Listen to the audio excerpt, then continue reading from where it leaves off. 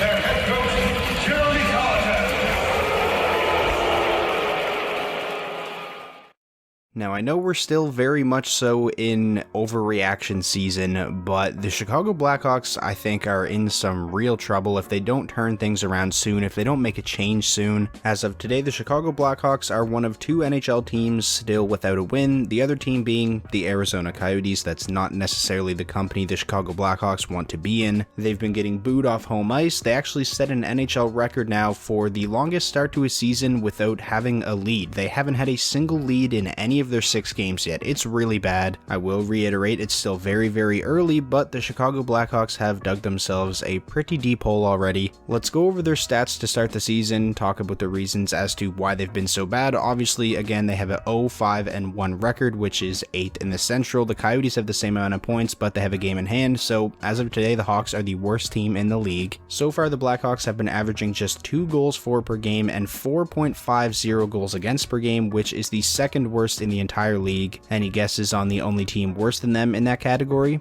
I'll give you a couple seconds. You probably got it right. It's the Arizona Coyotes. In terms of shots on goal per game and shots against per game, the Blackhawks have actually been doing pretty decent in that aspect. They're on average out shooting their opponents through the first 6 games. It's just the shots they do give up are usually pretty high danger chances. You see the advanced analytics there as well. Corsi for percentage, Fenwick expected goals for percentage, all of that is well below 50%. This team really has stunk. It's not like they've been getting unlucky. Given how they've played thus far, they're right about where they should be. The overall team defense has been awful. I say team defense because I don't want to put it all on the blue liners because it's a team effort. The forwards have to do their part defensively as well, and there was a couple of plays, especially in last night's game against the Red Wings, where forwards would just be gliding back, not really engaged in the play, just kind of puck watching. Kirby Dach had a really bad one on Lucas Raymond's second goal where he literally probably could have prevented the goal if he just put in a little bit of effort. Another thing I want to quickly look at is goaltending. Again, their defense has been really bad, but also